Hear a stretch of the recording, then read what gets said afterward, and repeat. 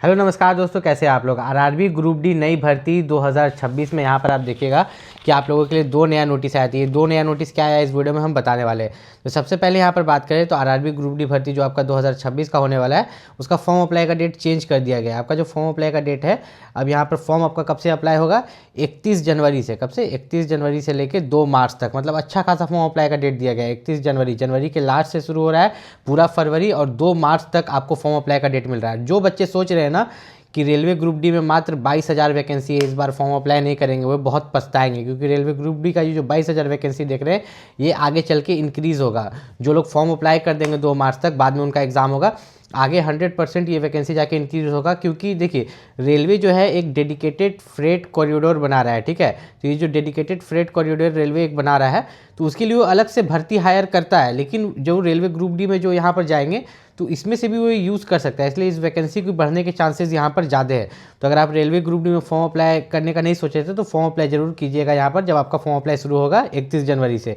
यहाँ पर बात करें रेलवे ग्रुप डी में जो फॉर्म फीस रखा गया है, फॉर्म फीस आपका यहाँ पर SC ST के लिए क्या रखा गया है, ठीक है। SC ST और PWBD के लिए जो फॉर्म फीस है यहाँ पर 250 रुपये है। इसमें फीमेल भी आ जाती है, ठीक है। फीमेल का भी जो फॉर्म फीस है यहाँ पर 250 ही रखा गया है। और जब बाकी जो हो गए आपके जनरल वाले, OBC वाले या EWS वाले बच्चे, तो उनके लिए फॉर्म फीस 500 रुपये। लेकिन इसमें से फीस रिफंड हो जाता है, जैसे कि जनरल, OBC और EWS का जो 500 है, तो इसमें से इस 500 रुपये में से बोला जाता है कि 400 रिफंड हो जाएगा, और इस 250 में से बोला जाता है कि पूरा 250 रिफंड हो जाएगा। लेकिन इन रियलिटी मैंने देखा है कि इस 500 रुपये में से 400 नहीं, 380 के आसपास रिफंड होता है, किसी किसी का 400, और 250 में से पूरा 250 नहीं, 220 के आसपास, और किसी किसी का 250, ठीक है। इस तरह से आपका जो है रिफंड होता है।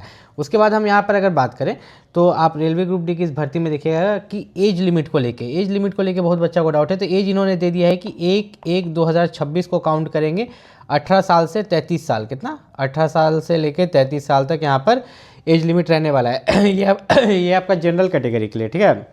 आपका जो 18 साल से लेकर 33 साल तक है, ये जनरल कैटेगरी के लिए है।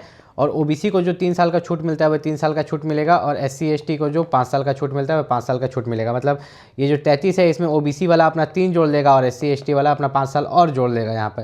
तो एज लिमिट तो बहुत अच्छा खासा है। अगर आप रेलवे ग्रुप डी की तैयारी कर रहे हैं, 10th पास वैकेंसी, अब इसमें क्या एज लिमिट 50 साल थोड़ी ना दे देगा। अब यहाँ पर अगर हम देखें तो क्वालिफिकेशन, बहुत बच्चों को कन्फ्यूज़न है कि क्या इस बार भी 10th या ITI वाला लफड़ा होगा क्या। नहीं, ये ITI है तो अच्छी बात है, लेकिन नॉर्मली यहाँ पर सिर्फ 10th पास मांगा गया। अगर आपके पास ITI का सर्टिफिकेट है तो ये आपके लिए प्लस पॉइंट है। लेकिन नॉर्मली अगर सिर्फ 10th पास, अगर आप सिर्फ 10th पास है, तो आप फॉर्म अप्लाई कर सकते हैं, मेल और फीमेल दोनों, ठीक है। आप इंडिया में कहीं पर भी है, किसी भी स्टेट में है, लेकिन आप किसी अदर जोन में भी अप्लाई कर सकते हैं। रेलवे में जोन होते हैं, ठीक है, कि आपका कोलकाता जोन हो गया, पटना जोन हो गया, रांची जोन हो गया, ठीक है। जो भी जोन होता है, आप जोन वाइज अप्लाई कर सकते हैं, किसी भी जोन में आप वहाँ पर अप्लाई कर सकते हैं। उसके बाद यहाँ पर सैलरी की बात करें, तो सैलरी जो है यहाँ पर आपका 18,000 होता है। कितना?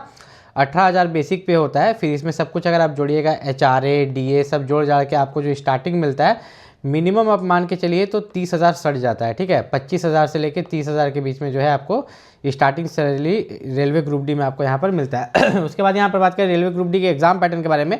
एग्जाम पैटर्न जैसे कि आपको पता है कि कंप्यूटर बेस्ड एग्जाम होता है, मतलब आपका कंप्यूटर पर एग्जाम होता है।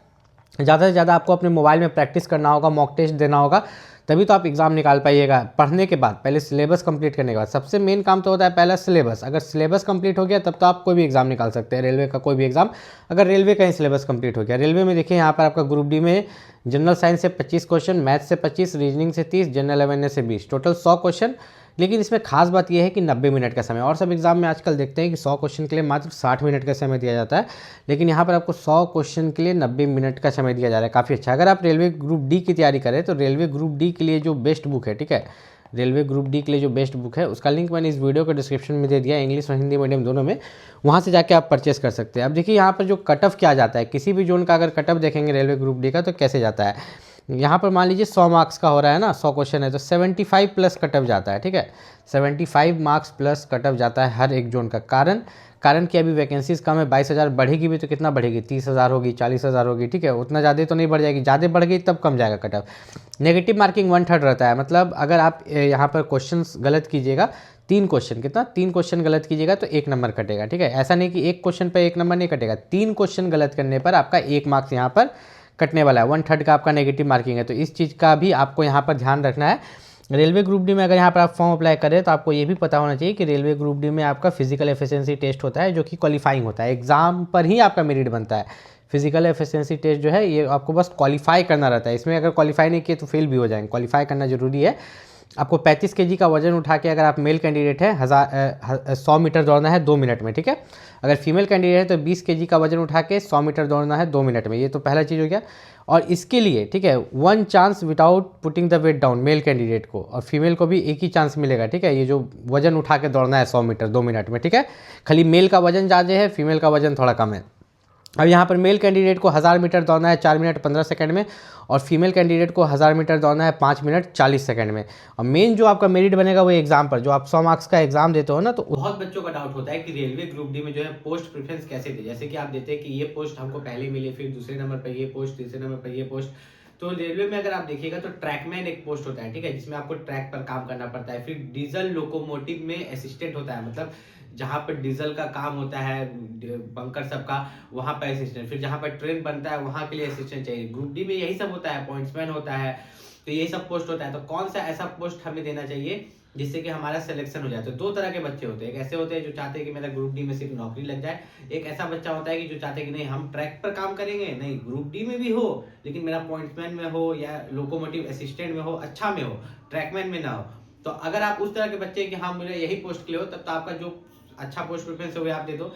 लेकिन अगर आपको ऐसा लगता है कि नहीं ग्रुप डी में सिर्फ मेरा नौकरी हो जाना चाहिए, तो सबसे पहले नंबर पर आप ट्रैकमैन को देना। रेलवे ग्रुप डी में अगर आप ट्रैकमैन पोस्ट देते हैं तो आपकी नौकरी लगने के चांसेस ज्यादा बढ़ जाते हैं। क्यों? क्योंकि ट्रैकमैन जो ऐसा पोस्ट है, बहुत कोई ट्रैकमैन में ज्वाइन नहीं करना चाहता है। अगर ट्रैकमैन में ड्यूटी लग भी जाता है रेलवे ग्रुप डी में तो ज्वाइन नहीं करना चाहते, इस तरह से थोड़े से चांसेस बढ़ जाते हैं। अगर आप थोड़ा सा अच्छा नंबर सिक्योर करो तो ट्रैकमैन में आपकी ज्वाइनिंग के चांसेस बढ़ जाते हैं।